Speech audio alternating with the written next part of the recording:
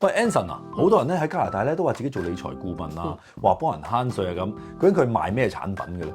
嗱，其實加拿大係一個萬稅國，乜嘢都係稅，我哋好自然咧就會諗下點樣慳到稅啦。係點樣慳？我都想知喎。嗱，其實慳稅咧有一個好好嘅方法，佢就係人壽保險啦。人壽保險咧係一個認可嘅產品，裏邊嘅紅利同現金價值都係唔需要報稅，留俾後人都係唔使報稅嘅。喂，咁啊幾好喎！你好，我係 Anson，加拿大嘅保險理財經紀，我做到銀行做唔到嘅，銀行做到嘅我都做埋。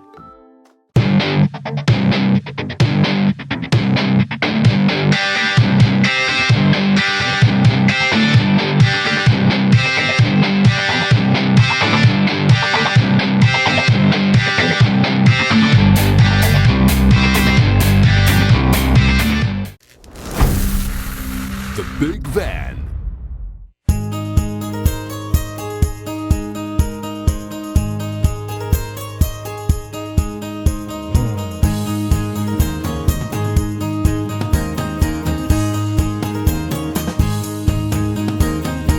好啦，大家好啊，我係蘇何兆基啊。見到呢度環境咁靚嘅，同大家介紹下先。呢度係北溫哥華北邊嘅東面有一個地方叫 Deep Cove。嚟呢度做咩咧？今日有幾個 friend 介紹俾大家識先。得啦，呢個就係 Ken， 就係 Ken Wong，Ken Wong 1號，Ken Wong 2號，兩個都係 Ken Wong， 係啦。今日同好多 Ken Wong 一齊食飯。仲有就係 Eddie，Hello。今日咧我嚟到 Deep Cove 咧，阿 Ken 呢個 Ken Wong 2咧就話：喂 ，Deep Cove 呢兩間餐廳好正喎，食個 brunch 好玩喎。哇，大佬 Richmond 揸成個鐘頭出嚟食個 brunch， 不過呢個環境靚，咁啊當嚟行下咯。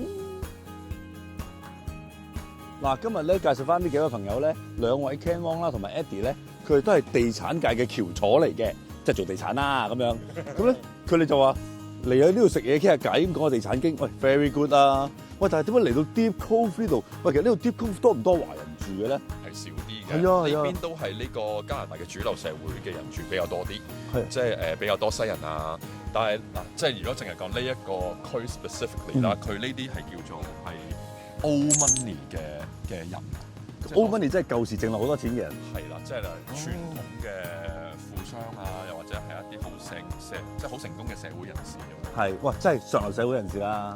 可以咁講。即係有啲似我哋香港嘅半山區。應該可以講，直頭係南區。哦。淺水灣嗰頭嗰啲咁嘅感覺。耶，都似啊！但係咧，我以前咧就喺度買過啲 Facebook Market 二手嘢。咁咧嚟親呢度咧都遇到兩種人，除咗主流社會嘅白人之外咧，仲有啲中東人啊，有啲伊朗人啊喺度住。Yes，係啊因為其實過去呢10幾年咧，講真咧，中東人佢哋咧就佢哋暴富嘅能力非常之厲害。係啊，竟然啊！係啊，佢哋係非常之識得做生意嘅。係。佢哋又喺加拿大基本上扎根，同埋佢哋嗰個性格係比較中意住啲有山有水嘅地方嘅。嚇，竟然係㗎！係啊，伊朗、即係伊拉克嗰啲中東。例如話北溫啊，例如話 Coquitlam 嘅半山區咁樣嗰啲地方，佢哋都好中意住。哦，我有個笑話係咁樣嘅。我個朋友咧早幾年咧就買咗個 apartment喺 downtown，佢買得好平好平啊！點解咧？因為咧嗰個業主咧本身係伊拉克人嚟㗎，咁咧佢突然間咧趕翻去咧打完仗啊，要翻去祖家咧起屋啊，所以咧就平賣咁咯。我 friend 執到個平貨，就係咁啦，好笑。好啦，其實嚟到 Deep Cove 咧，我最深刻嘅咧就係我嚟呢度行山嘅，因為呢度上面咧有個行山咧，會行到一個哚位咧，就望翻落嚟成個 Deep Cove 咧就好正嘅。同埋一邊行山嘅時候咧，個腦諗定落嚟食乜嘢啊？因為呢度啲冬甩啊嗰啲好正啊，壽司店啊、coffee shop 都好正，所以一路行山一路諗住行完山快啲食嘢又正咁樣啦。喂 ，Eddie 有冇嚟過 Deep Cove 先？有，嗰時第一次同啲同學嚟撐船 kayaking 就係嚟 Deep Cove 啦。係咩？行到落去呢度就即刻就有個係啊，夏天咧好多人喺度撐艇嗰啲㗎。可以見到好多海獅啊，係啊，有啲動物啊，幾靚嘅。我上次喺度拍嘢啦，見到人撐艇喎，正到不得了。嗰啲女仔夏天咧着3點式撐艇，我心幾想，我跌落水啦，救我啊，救我啊！好嗱 ，Ken Wong 2號啦，喂，咁你當你2號得唔得咩？都可以啊，冇問題啊。呢個 Ken Wong 變咗1號，係大哥。大哥2號大哥講，笑啊，喂，你多唔多嚟 Deep Cove 咧？都多㗎，因為我哋平時夏天有揸電單車啦。嚇，你揸電單車㗎？係啊，揸電單車啊。咁啊 Eddie 頭先你見到咧，其實佢都係我其中一個電單車友。咁響大灣地區有一啲比較，即係我哋揸電車會成日坐低食早餐啊，睇下風景，去啲風景靚嘅地方啦。係咁Deep Cove 同埋有陣時 Horseshoe Bay 咧，都係一個幾好嘅選擇嚟嘅，所以我哋都成日會落嚟呢度嘅。我嚟緊夏天都想踩單車落嚟呢度 Deep Cove 咯。或者你可以坐我哋車尾電單車我驚驚地喎。試下啦。好，到真係第一次嘅。 Camon 1號啦，喂，多唔多落嚟呢度 Deep Cove 咧？都多㗎，因為近嚟我自己有生意喺呢邊啦，所以就變咗我嚟呢邊嘅次數比較多啲啦，亦都係見客人係都要需要熟悉翻附近嘅環境，同埋你啱啱講到話行山嗰度咧，其實我今年夏天嘅時候，其實我自己都行咗2次。係啊，係啊，係真係一個幾唔錯嘅經驗。好唔錯，因為佢短短地2個零鐘就係。來回2個鐘頭之後，仲要嗱，其實我講個亮點係係可以點咧？例如話pack 定啲嘢食啊，上到去個石頭個頂頸。係啊，有好多人都係咁啊。係去到頂嗰度食埋嘢，欣賞埋成個 Deep Cove 嘅景色，其實係一流。係啊，正啊！所以咧嚟，即係我哋本地人已經成日去嗰度玩啦。如果有遊客咧帶佢嚟行下山，都係一個非常好嘅活動嚟㗎。絕對值得。係啊，好啦，我哋唔攞出一陣水，終於開門啦！睇下有幾好食先呢間嘢。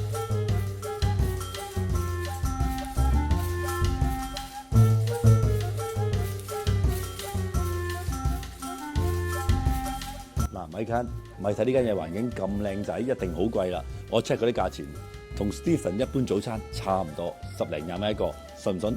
喂，阿 Ken 你嚟過好多次㗎嗱，呢間係啊，今次我係我第4次嚟啦，已經。嚇，係啊，即係每次過嚟都嚟都幫襯下。係啊，即係每一次，因為咧其實嚟呢邊做 showing，即係可能我個 property 比較大啲啦，所以一嚟到基本上係個 full day 嘅行程嚟㗎啦。咁真係要食咗啲嘢先，等嗰個人有體力啦，先可以做嘢㗎嘛，係咪？哦，咁睇有咩好嘢推介喎？哦 OK 啊，呢度我覺得個 brunch 真係 OK 嘅，會試下啦。大家試下。嗱，英文洗手間一係 toilet，一係 washroom，一係 bathroom，我最叻係呢幾個啫。原來呢度咧叫做 LO-Loo，我問佢咩嚟㗎？佢話都係解 toilet 咁解，都係英文嚟㗎。阿叔我又長知識啦。OK。哦，you are not doing the brunch today。哦。喂，唔緊要，我哋今日星期1咧，原來呢個 brunch 咧話抵食咧，原來星期6日先有啊，唔緊要，我哋散叫。嗱，等食嘢之際咧，我哋講下地產經先。橫掂啊 Ken Wong 1、Ken Wong 2同埋 Eddie 都係做地產嘅，咁啊，喂，其實地產咧好多人都覺得咧真係好好做嘅喺溫哥華。你知溫哥華啦，一係做食，一係做地產係最發達㗎啦，係嘛？一係就起樓嗰啲咁樣。其實係咪心目中大家咁發達，咁個個都係做地產得啦，唔使做其他行業啦，係咪都係真係咁嘅咧？其實當中有冇咩不外人道嘅辛酸嘅咧？咁樣嗱，我就知道咧，你要入線咧都唔平嘅喎，即係好多嗰啲大公司你要入嗰啲咩 Sutton 啊、Remax 啊嗰啲，係咪都要俾個入線費嗰啲啊？唔係話叫佢入線費啦，呢個係即係其實有一個海費啦。咁首先，例如話你要做一個地產經紀，你第一樣嘢就係你要去讀書先啦，考牌啦，咁係啦，咁考牌啦。咁嗰個課程嗱，即係我讀嘅時候都10年前嘅事，我都唔係好記得而我唔知而家嗰個時價係點樣啦。但係我讀嘅時候好似係1200-13蚊，哇！1200-13蚊之後就係去俾你係讀書，即係有資格去考牌咁樣嘅。如果考衰咗，要俾多1200-13蚊。嗰陣嗱，我讀嗰陣時係咁樣，唔知而家係咪啦？係啦。以前咧就可以俾你有1-2次機會嘅，總之就係你讀1次課程就有2次考牌機會。咁如果你第一次就考到，即係可以考車牌，第二次考到。但係2次都衰咗，你就轉行啦。2次都衰咗嘅話咧，如果你仲要繼續 pursue 落去，要重新俾嗰晒成嚿錢之後再重新去。喂，2次都衰咗，證明你冇慧根做呢行啦，係咪先？有道理。係咁你都係考1次搞掂。係。哦，咁你嗰陣咧難唔難考啊 Ken Wong？其實咧我係啱啱合格嘅，好老實係啦。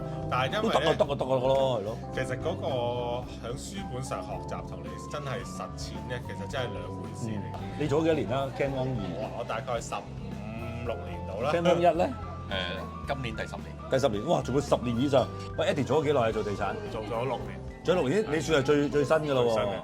係嘛？咁其實咧喺做地產呢個行業裏邊咧，我就係覺得人人都以為係好好賺嘅，有人買樓啊，有人賣樓啊，實樓市升跌你都賺錢嘅。咁其實係咪真係咁發達？係咪個個都一定做到啊？身光頸靚咁樣，當中有冇乜嘢？嗱，你做咗6年啦，有乜嘢你係遇過係好棘手啊？真係唔容易。咁都有啲客，譬如話同你睇屋之後跟第二個經紀去得嘅咩買咗都有㗎，得嘅咩？係啊，乜唔係話我揾咗 A 經紀就一定要同 A 經紀買嘅咩？都唔係㗎，佢係啊，都客都會可以 shop around 嘅，有時都會係啊係啊，因為咧我都係睇你同個客嘅關係點，或者你啲服務點咯，係啊。因為我試過同經紀睇樓啦，我就同佢講，我之前有第二個經紀帶過我睇嘅呢間屋咁樣。喂，咁我唔睇啦，咁費事撞啦咁樣，都會嘅喎，係咪會咁啊？係咯，但係有啲人咁衰嘅，我同 A 睇完，我揾第二個買，咁啊好似唔係幾有道義喎咁樣。所以就唔係話真係睇落好似咁複雜咁，係啦，喂，咁你有冇遇過啲棘手嘢啊？梗係有啦，係啦，係啊，出得街嘅，出得街。即係我啱啱入行嗰陣時，其實都遇唔少呢啲，即係我做晒所有水腳功夫，之後 at the end 埋個腳嘅時候咧，個客突然間唔見咗，之後就揾咗可能第二個經紀去買，即係例如話佢達到晒我需要俾佢所有入行咁好衰喎技術上嘅知識，係咁。即係嗰剎那，我唯有怨我自己冇能力去 close 個客人又好，乜嘢原因都好啦。咁即係白都嘅咯喎，真係。係啊，即係嗰剎那，我會覺得即係呢啲就係我嘅學費咯。明白。係啊我有時都咁諗嘅，有咩挫折啊，有咩衰咗，當學嘢冇輸嘅咁樣，冇蝕嘅咁樣，係嘛？阿 Ken 有冇試過？咁都有嘅，因為其實即係百米養百客啦，係咪？咁、當你其實喺行內你做得耐嘅時候，你遇到好多唔同嘅人嘅。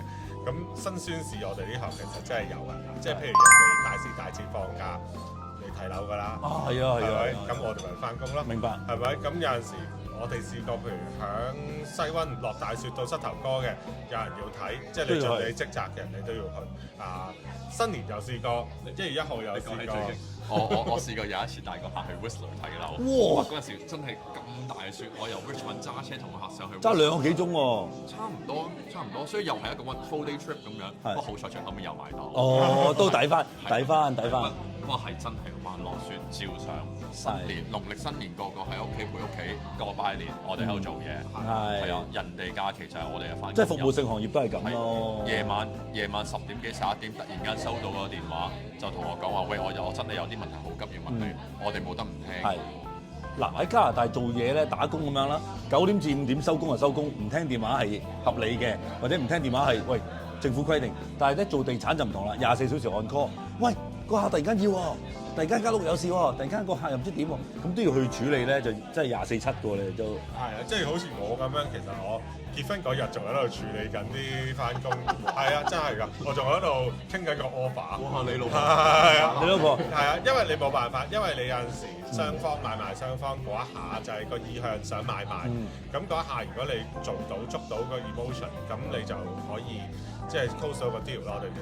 咁有陣時喂，你冇理由話，我私人原因叫個客，喂你等4日先啦咁樣。我哋譬如去歐洲 honeymoon 又好，度假又好，都要覆㗎啦，都要覆㗎啦。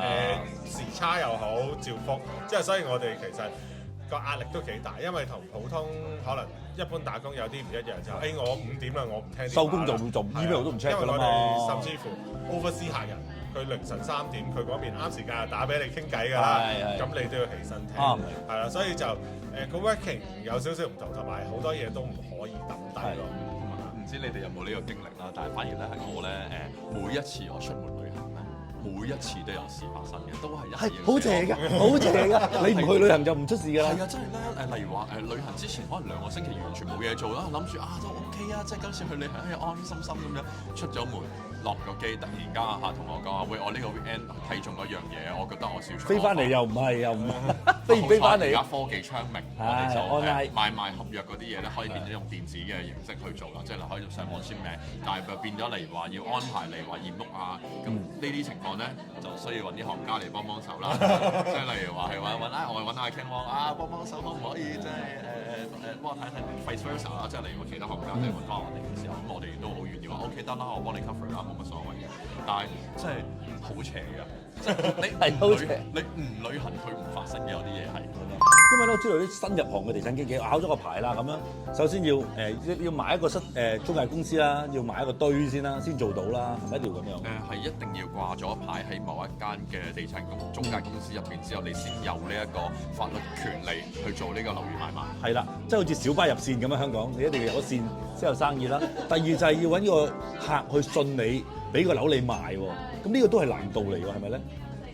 絕對係。係啊，咁點樣有咩？即係新入行真係好難喎。我啱啱出嚟做嘅，邊人信我俾間樓我賣啫？同埋間樓講係最平都100幾廿萬啦，係咪先？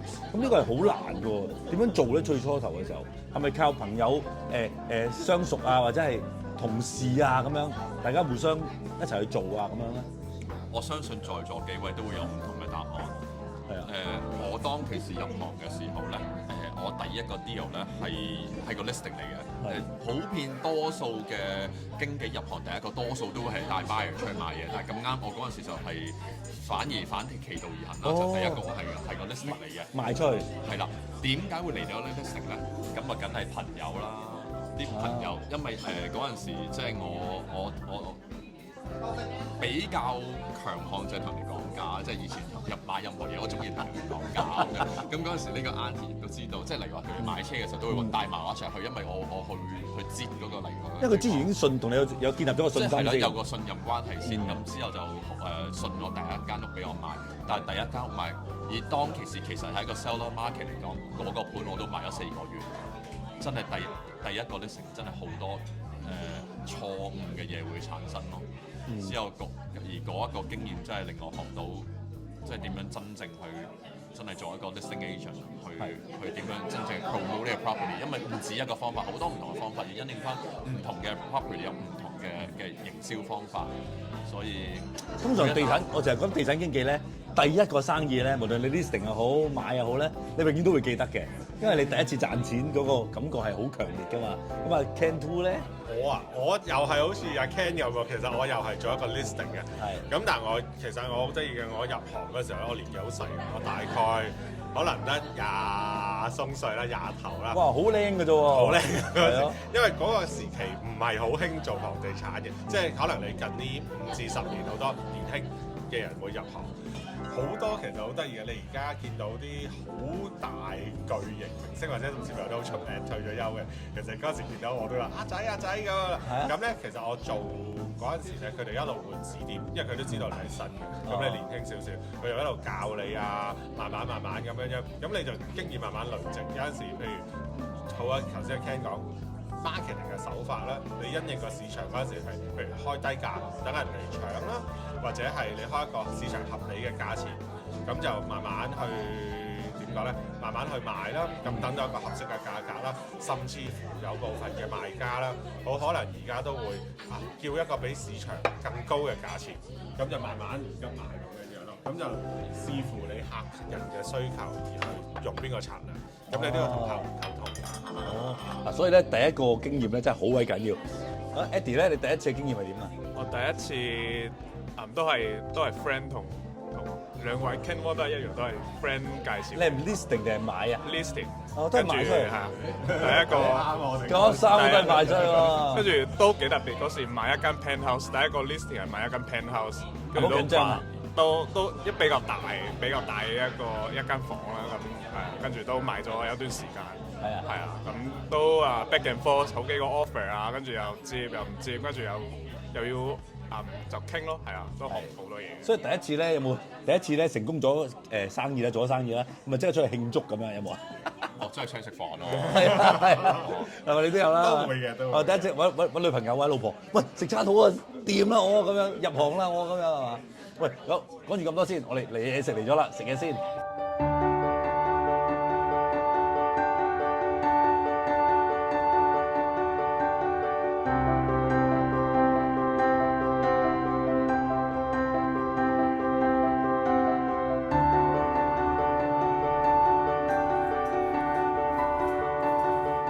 頭盤嘅食個青口先啦。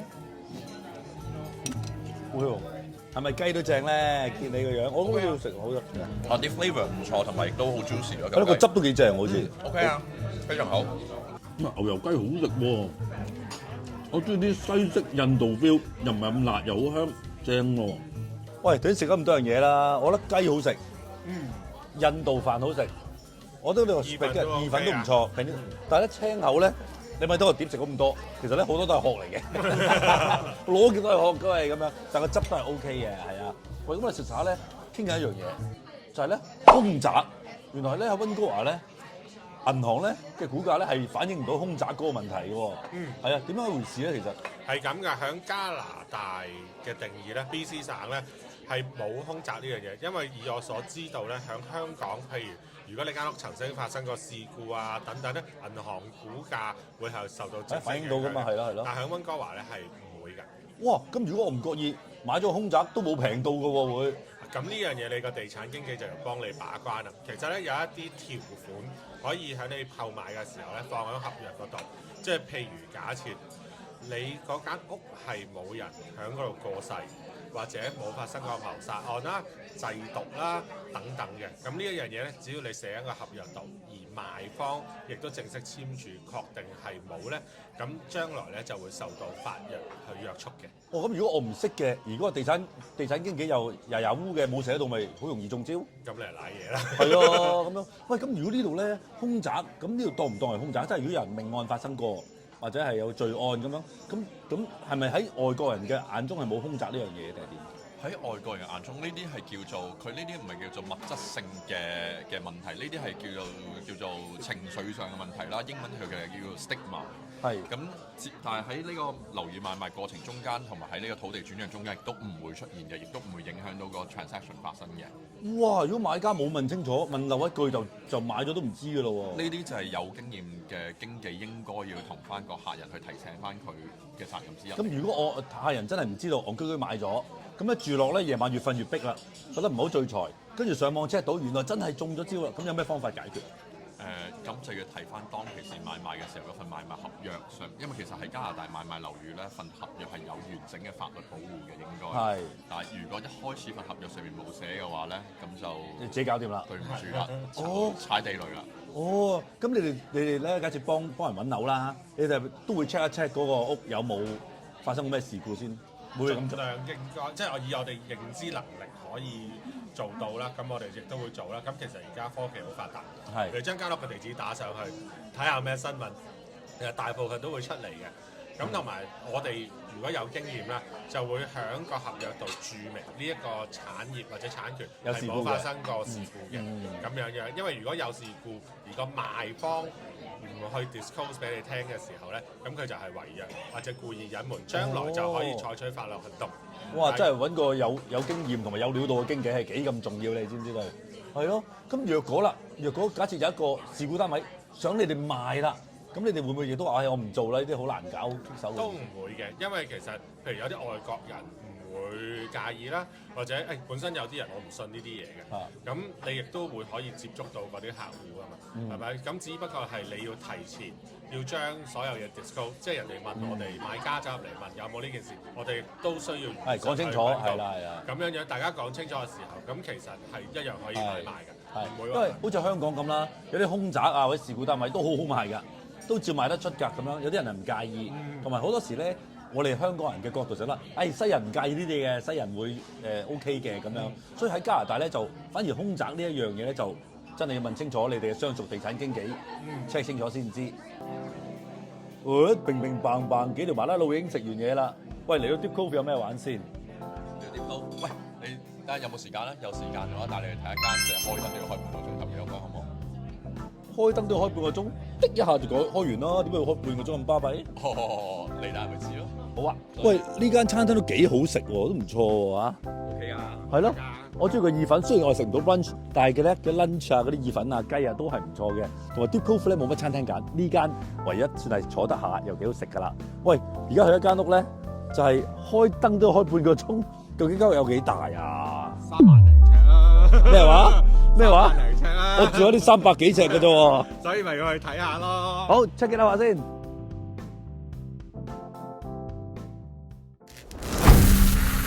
The Big Van.